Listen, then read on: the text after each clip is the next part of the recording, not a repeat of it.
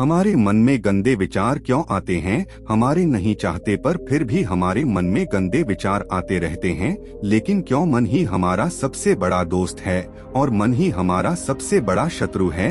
जब हम अपने मन के हिसाब से चलते हैं तो मन हमें भटका देता है, और जब हम मन को संतुलित कर लेते हैं तो हम अपनी जिंदगी में सब कुछ पा लेते हैं। हम हमारे मन में आने वाले गंदे विचारों को रोकने की कोशिश करते हैं, पर जितना हम रोकते हैं उतने यह विचार हमारे अंदर प्रवेश करते जाते हैं। आप जिस चीज से जितना दूर भागोगे उतना ही वह चीज आपको अपने पास लेगी। इसीलिए उस चीज से भागो मत, उस पर संतुलन कायम करो।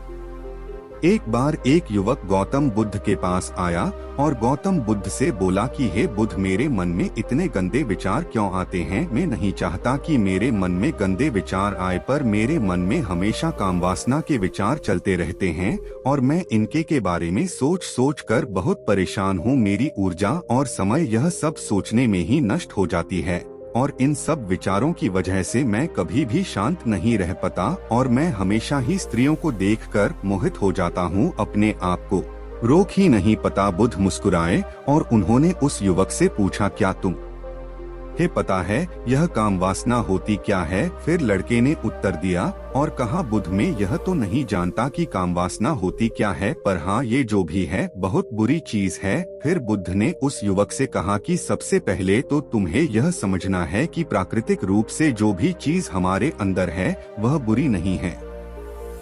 हमारे जीवन में उसकी कुछ ना कुछ जरूरत है। वासना कोई बुरी बात नहीं है, यह तो हमारे मन की एक भावना है जो हमें किसी न किसी चीज की कमी का एहसास करवाती है, और फिर हम उस चीज को पाने के लिए उस चीज की तरफ आकर्षित हो जाते हैं। जैसे अगर तुम्हारे पास धन की कमी है तो तुम में धन पाने की वासना उत्पन्न हो जाएगी। तो वासना कुछ और नहीं, बस एक प्रकार की कमी है जो कि एक प्रकार की जरूरत का एहसास है, और जब ये जरूरत शारीरिक हो तो हम इसे काम वासना का नाम देते हैं। युवक ने गौतम बुद्ध को कहा कि बुद्ध, मुझे काम वासना का मतलब तो समझ में आ गया, पर आप मुझे यह बताइए कि यह आती कहाँ से है?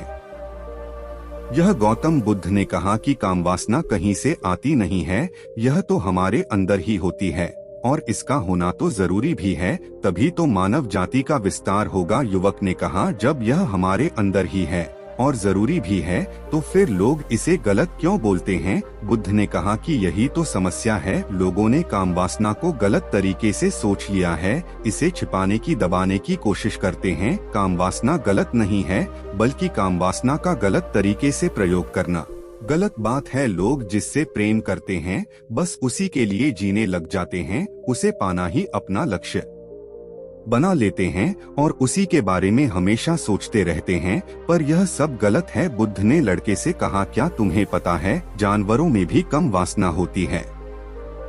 युवक ने उत्तर दिया, हाँ बुद्ध, जानवरों में भी काम वासना होती है, क्योंकि जानवर भी तो आखिर अपनी पीढ़ी को आगे बढ़ाएंगे। बुद्ध ने कहा, तो फिर हम जानवरों की काम वासना को गलत क्यों नहीं कहते? युवक ने कहा, मुझे नहीं पता महात्मा, आप ही मुझे बताइए। गौतम बुद्ध ने कहा कि जानवर अपनी काम वासना का प्रयोग आनंद प्राप्ति के लिए नहीं करते, वह तो सिर्फ संतान उत्पन्न करने के लिए काम वासना का उपयोग करते हैं। जानवरों को प्रकृति ने इतनी समझ नहीं दी कि वह काम वासना को अपने सुख का आधार बना सके, जबकि मनुष्य अपनी समझ के बलबूते पर प्रकृति में पाई जाने वाली प्रत्येक वस्तु को अपने सुख के लिए अपने प्रयोग करता है। हम इंसानों ने ही काम वासना को अपने सुख का साधन बना लिया है, जबकि प्रकृति ने तो हमें अपने वंश को आगे बढ़ाने के लिए दिया था, लेकिन इंसानों ने इसे अपने जीवन का परम लक्ष्य बना रखा है, और इस तरह से काम वासना का बेलगाम हो जाना गलत है। युवक ने पूछा, महात्मा जी, ये काम वासना हम पर हावी क्यों होती है, क्यों यह बेलगाम हो जाती है?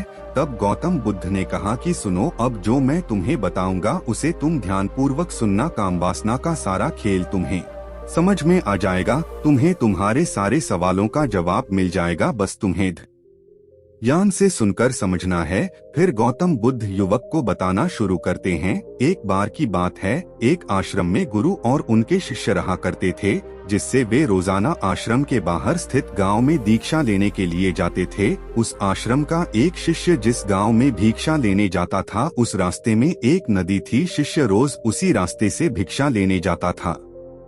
एक दिन उसने देखा कि एक लड़का पेड़ के पीछे छिपा है। वह उस लड़के के पास गया और उससे जाकर बोला, भाई तुम इस पेड़ के पीछे छिपकर क्या देख रहे हो? लड़के ने कहा, अरे तुझे नहीं दिख रहा क्या कि मैं क्या देख रहा हूँ? तब शिष्य ने नदी की तरफ देखा तो वहाँ पर कुछ लड़कियाँ पानी भर रही थी। वो लड़कियाँ 14-15 साल की होगी। तब शिष्य ने कहा, अरे भाई वहाँ पर तो लड़कियाँ पानी भर रही है, इसमें छिपकर देखने वाली क्या बात है? तब वो लड़का शिष्य की तरफ देखकर उससे कहता है, अरे पागल, तुम्हें दिखाई नहीं दे रहा क्या कि कैसे यह परियां नदी से पानी निकल रही है? जरा उनकी अदाओं को तो देखो, उनके कोमल शरीर को देखो, उनकी पतली कमर मटके को उठाते समय बल खाती है और उनके बाल उनकी कमर पर कैसे लहरा रहे हैं, मानो सुंदरता बिखरी पड़ी हो। शिष्य ने फिर नदी की तरफ देखा और इस बार वह इसे देखता ही चला गया। अभी तक तो कुछ भी नजर नहीं आ रहा था और वह बिल्कुल निर्भय था, उसमें किसी भी बात का कोई डर नहीं था। लेकिन अब वो छिपने लगा और उन लड़कियों को देखने लगा जैसे उसने कोई अपराध कर दिया हो। और जब वो छिपकर उन लड़कियों को देख रहा था तभी वो अचानक अंदर से कांप गया और उसने कहा कि ये मैं क्या कर रहा हूँ? मैं जो कर रहा हूँ वो सही नहीं है, मुझे यहाँ से चले जाना चाहिए। और फिर वह जल्दी से वहाँ से चला गया और आश्रम पहुँच गया। आश्रम जाकर वो अपने कार्यों में लग गया। लेकिन जो अभी वह देखकर आया था वही उसकी आंखों के सामने बार बार आ रहा था। उसके मन में वही दृश्य चल रहा था, उसके मन में वही सब कुछ देखने के लिए लड़ाई हो रही थी। उसका किसी भी काम में मन नहीं लग रहा था। सुबह होते ही वह रोज जल्दी ही भिक्षा के लिए आश्रम से निकल जाता और उस नदी के पास वाले पेड़ के पास जाता जहाँ पर वह लड़का पहले से मौजूद रहता था। उसके साथ मिलकर वह भी लड़कियों को छुप छुप कर देखता था। अब वह ऐसा रोज ऐसा करने लग गया, यह उसके रोज का काम हो गया। अब उस शिष्य का मन किसी भी काम में नहीं लगता था, वो हमेशा ही किसी न किसी प्रकार के विचार में उलझा रहता। वो आश्रम के कार्यों को भी ठीक ढंग से नहीं कर पा रहा था, ना वो ठीक से सो पाता था, ना वो ठीक से खाना खा पाता था। उसका मन बेचैन सा रहता था। उसका मन बार बार उन लड़कियों के सौंदर्य को देखने के लिए लालायित रहता था। जब गुरु दीक्षा देते तब भी उस शिष्य का मन कहीं और विचारों में खोया रहता था। गुरु ने अपने शिष्य की इन हरकतों को भांप लिया था। तब एक दिन गुरु ने शिष्य को अपने पास बुलाया और कहा कि आज से मैं भी तुम्हारे साथ भिक्षा मांगने चलूंगा, तुम और मैं साथ साथ भिक्षा मांगने चलेंगे। तभी शिष्य गुरु को माना करते हुए बोला, नहीं गुरुदेव, आप परेशान क्यों हो रहे हो? मैं अकेला ही ठीक से भिक्षा मांग सकता हूँ। गुरु ने शिष्य से कहा कि ठीक है, तुम अकेले ही भिक्षा मांगने जाओ। शिष्य तुरंत वहाँ से भिक्षा मांगने के लिए निकल गया। कुछ दूर जाने के बाद गुरु भी आश्रम से निकल गए और शिष्य का पीछा करने लगे कि वो कहाँ जाता है, किससे मिलता है। यह सब देखने के लिए गुरु उसके पीछे पीछे चलने लगे। थोड़ी दूर जाने के बाद गुरु ने देखा कि उनका शिष्य एक लड़के के साथ एक पेड़ के पीछे अपराधी की तरह छिपा हुआ है और छिपकर कुछ देख रहा था। गुरु भी अपने शिष्य के पीछे जाकर खड़े हो गए कि आखिर उनका शिष्य क्या देख रहा है जिसे देखने के लिए वो पेड़ के पीछे अपराधियों की तरह छिपा पड़ा है। गुरु ने देखा कि उनका शिष्य पेड़ के पीछे छुपकर लड़कियों को देख रहा था जो कि नदी से पानी भर रही थी। तभी गुरु ने शिष्य को कहा कि तुम क्या देख रहे हो? अपने गुरु की आवाज सुनकर वह इससे घबरा गया और वह थर-थर कांपने लगा जैसे किसी चोर को चोरी करते समय पकड़ लिया हो। उसकी हालत खराब हो गई, वो कुछ भी नहीं बोल रहा था। दूसरा लड़का जो शिष्य के साथ था वह वहाँ से भाग गया। शिष्य घबराया हुआ था, उसके मुंह से कुछ टूटे फूटे शब्द ही बाहर निकल रहे थे। वो अपने गुरु से नजर भी नहीं मिला पा रहा था। गुरु ने शिष्य की तरफ देखा और कहा कि मेरा शिष्य तो निर्भय था, उसे तो किसी भी चीज का डर नहीं था, लेकिन ये क्या, तुम तो डर के मारे कांप रहे हो। शिष्य ने गुरु से कहा कि मुझे माफ कर दो गुरुदेव, मेरा इसमें कोई दोष नहीं है। उस लड़के ने मुझे बहका दिया था, लेकिन आपसे मैं वादा करता हूँ कि आज के बाद मैं ऐसा कभी दोबारा नहीं करूँगा, मुझे माफ कर दो गुरुदेव। गुरु ने शिष्य से कहा कि कोई बात नहीं, पर इस बात का तुम ध्यान रखना कि हम जैसी संगति करते हैं वैसा ही फल हमें प्राप्त होता है। हम जैसी संगति करते हैं उसके विचार हमारे अंदर प्रवेश करते हैं, इसीलिए अच्छी संगति करो जिससे तुम्हारे अंदर अच्छे विचारों का प्रवेश हो। फिर गुरु और शिष्य आश्रम लौट आए और शिष्य फिर आश्रम के कार्यों पर ध्यान देने लगा। उसने उस रास्ते को छोड़ दिया और दूसरे रास्ते से जाने लगा। वो अपने काम को ध्यान से करता, लेकिन धीरे धीरे उसके अंदर क्रोध उत्पन्न हो गया और फिर वो दूसरों पर क्रोध करने लगा।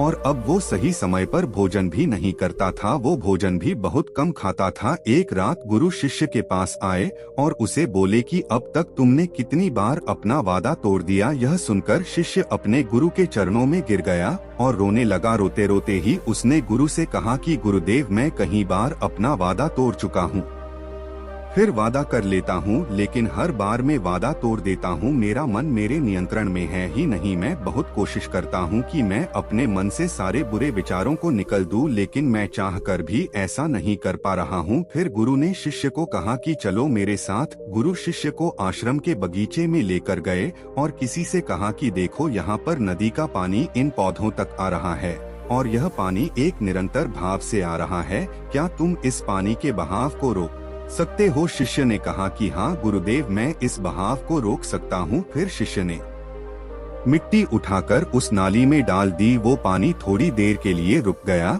और फिर थोड़ी देर बाद उस रेत के ऊपर से पानी निकलने लगा। गुरु ने शिष्य से कहा, अरे ये क्या, ये पानी रुका ही नहीं। फिर से शिष्य ने कुछ कंकर पत्थर उठाकर उस नाली में डाल दिए और फिर थोड़ी देर के लिए पानी रुक गया, लेकिन फिर थोड़ी देर बाद ही उन कंकड़ पत्थर के ऊपर से पानी निकल आया। फिर गुरु ने कहा कि यह क्या हुआ, पानी तो फिर से निकल गया। तुम तो बोल रहे थे कि तुम इसे रोक दोगे। क्या हम किसी काम को रोकना चाहे तो क्या हम उसे रोक नहीं सकते? तब शिष्य ने कहा, कोई बात नहीं गुरुदेव, मैं इस पानी को तो आपको रोक के दिखाऊंगा। वह फिर से एक बड़ा सा पत्थर लेकर आया और उसे नाली में डाल दिया और पानी रुक गया। तब गुरु से कहा कि देखा गुरुदेव, मैंने कहा था ना कि पानी को मैं रोक दूंगा। मैंने पानी को रोक दिखाया, आपकी बात मैंने पूरी कर दी। गुरु मुस्कुराए और बोले, अच्छा जरा ध्यान से देखो, पानी रुक गया। वो तो पीछे की नाली तोड़कर बाहर आ गया और अगल-बगल से बह रहा है। और ध्यान से देखो, इस पत्थर से आगे भी गया और ये पानी अपना रास्ता बदलकर फिर से आगे की तरफ बह जाएगा। और फिर थोड़ी देर बाद ऐसा ही हुआ। फिर गुरु ने शिष्य को समझाया कि तुम्हारे साथ भी तो ऐसा ही चल रहा है। तुम बार बार प्रयास कर रहे हो, बड़े से बड़ा प्रयास कर रहे हो, पर हर बार तुम्हारा प्रयास टूट रहा है और यह हमेशा टूटता ही रहेगा। तुम कितना भी बड़ा पत्थर रख लो, लेकिन पानी तो अपना रास्ता बना ही लेगा। यह सब देखकर शिष्य ने गुरु से कहा कि गुरुदेव, क्या कोई तरीका नहीं है जिससे मैं गंदे विचारों से बाहर निकल सकूं और यह मेरे मन में आए ही नहीं? गुरु शिष्य को एक नदी के पास ले गए जहां से उस बगीचे में पानी आ रहा था। गुरु ने शिष्य से कहा, वो पानी इसी नदी से जा रहा है। अगर हम यहीं से उस रास्ते को बंद कर दें जहाँ से पानी बगीचे में जा रहा है, तब क्या हम पानी को रोक नहीं सकते? शिष्य ने कहा कि हाँ गुरुदेव, अवश्य ऐसा हो सकता है। मैं इस पानी को यहीं से बंद कर देता हूँ, तब आगे की नाली में पानी जाएगा ही नहीं और फिर बगीचे में पानी जाएगा ही नहीं। फिर से शिष्य ने नदी से पानी जाने वाले रास्ते को बहुत मेहनत करके पत्थर और मिट्टी डालकर बंद कर दिया और गुरु से कहा कि गुरुदेव, मैंने पानी को बंद कर दिया है, अब यह पानी बगीचे में जाएगा ही नहीं। तब गुरु ने कहा, अगर पानी बगीचे में नहीं जाएगा तो पेड़ पौधों को पानी कहाँ से मिलेगा? उन पेड़ पौधों को तो पानी की आवश्यकता है और उन पेड़ पौधों में कुछ पेड़ पौधे तो ऐसे हैं जिनको रोज पानी की आवश्यकता है, वह तो मुरझाकर मर ही जाएंगे, उनका क्या होगा? पानी तो हमें खोलना ही होगा। शिष्य ने गुरु की बात सुनकर वापस नदी से जाने वाले पानी का रास्ता खोल दिया। तब गुरु ने शिष्य से पूछा, जिससे अगर हम इस नदी के पूरे पानी को बगीचे की तरफ मोड़ दे तो क्या होगा? तब शिष्य ने जवाब दिया कि गुरुदेव, वहाँ पर जितने भी पेड़ पौधे हैं वो सब गलकर नष्ट हो जाएंगे, वहाँ पर कुछ नहीं बचेगा। फिर गुरु मुस्कुराए और बोले, तुम इस बात को समझो कि हमें किसी भी चीज को रोकना नहीं है, बस हमें हमेशा संतुलन बनाए रखना है। कम पानी से भी पौधे नष्ट होते हैं और ज्यादा पानी से भी पौधे नष्ट होते हैं। हमारा जीवन संतुलन से ही चलता है। गुरु ने शिष्य से कहा कि अगर मैं तुम्हें कुछ कहूँ कि तुम आम के बारे में मत सोचो तो तुम्हारे मन में सबसे पहले किसका चित्र आएगा? शिष्य ने कहा कि गुरुदेव, मेरे मन में तो पहला चित्र आम का ही आएगा। गुरु ने कहा कि जब हम गंदे विचारों को जबरदस्ती रोकने का प्रयास करते हैं तो वह और मजबूती के साथ हमारे अंदर प्रवेश करते हैं, हमारे अंदर उठते हैं। इसीलिए हमें उन्हें कभी भी दबाने की कोशिश नहीं करनी चाहिए। फिर गुरु ने शिष्य को जाते हुए कहा कि हमारे गंदे विचार बुरे लोगों की संगति करने की वजह से भी आते हैं। कई बार क्या होता है कि कामुकता हमारे अंदर होती नहीं है, लेकिन कुछ अश्लील लोगों के साथ रहने की वजह से ये हमारे अंदर हावी हो जाती है। फिर शिष्य ने कहा कि गुरुदेव आप सही कह रहे हैं, मैं अपने मार्ग से भटक गया था। फिर वो शिष्य उस रात बहुत ही चैन की नींद सोया। सुबह अपने कार्यों को पूरे मन से किया और फिर सुबह वो भिक्षा लेने के लिए उसी रास्ते से गया जहां वह लड़का आज भी पेड़ के पीछे छुपकर उन लड़कियों को देख रहा था। वो शिष्य नदी पर गया जहां वह लड़कियां पानी भर रही थी। उसने उन लड़कियों से पानी मांगा। उन लड़कियों में से एक लड़की ने उसे पानी पिलाया और उस सन्यासी शिष्य के चरण छुए। शिष्य ने उसे आशीर्वाद दिया कि तुम्हारा कल्याण हो, जिससे उसका मन सकारात्मक ऊर्जा से भर गया। उसके चेहरे पर मुस्कान आ गई थी, जैसे कि उसे कुछ खोया हुआ वापस मिल गया हो। वह वापस अपने रास्ते से जाने लगा। तभी पीछे से वह लड़का वहां आ गया जो पेड़ के पीछे छुपा हुआ था। वह शिष्य के पास आया और बोला कि क्या बात है, आज तो तुमने नजदीक से दर्शन कर लिए, तुम तो मुझसे भी आगे निकले। तब शिष्य ने कहा कि हम हमेशा दूसरे के दर्शन करने में ही व्यस्त रहते हैं, अपने दर्शन कर ही नहीं पाते। तुम कब तक इस पेड़ के पीछे छुपते रहोगे? किसी को पसंद कर लो, उससे बोल दो। अगर वो भी तुम्हें पसंद करती है तो शादी कर लो, और उससे पहले तुम कुछ बन जाओ, अपने आप को पहचान लो। ऐसे अपना समय बर्बाद मत करो। फिर वह लड़का रोज उससे मिलने लगा और उस लड़के ने नदी पर जाना छोड़ दिया। और फिर वो लड़का अपने जीवन में कुछ बनने के लिए संघर्ष करने लगा। तो तुमने देखा संगति का असर क्या होता है। अपनी संगति बदलो, अपने विचार बदलो। बुद्ध ने युवक से पूछा कि क्या तुम्हें तुम्हारे सारे सवालों का जवाब मिल गया? तब युवक ने कहा कि हाँ महात्मा जी, आपका बहुत बहुत धन्यवाद। तब गौतम बुद्ध ने युवक से कहा कि जब तुम्हारे मन में गंदे विचार आए तब अपने आप को दोषी मत मानो। यह शरीर है और यह सब इसने हजारों वर्षों से सीखा है। केवल तुम्हारे सोच लेने से, शपथ लेने से ये टूटने वाला नहीं, लेकिन तुम्हारे पास वो शक्ति है, वो ऊर्जा है जिसका तुम्हें संतुलित उपयोग करना है। तुम एक जीवित ऊर्जा हो जो कुछ भी अनुभव करने के लिए स्वतंत्र है, जो निर्माण करने के लिए स्वतंत्र है। इसीलिए तुम अपने आप को पहचानो। यह बोलकर गौतम बुद्ध मौन हो गए और वो युवक वहां से चला गया।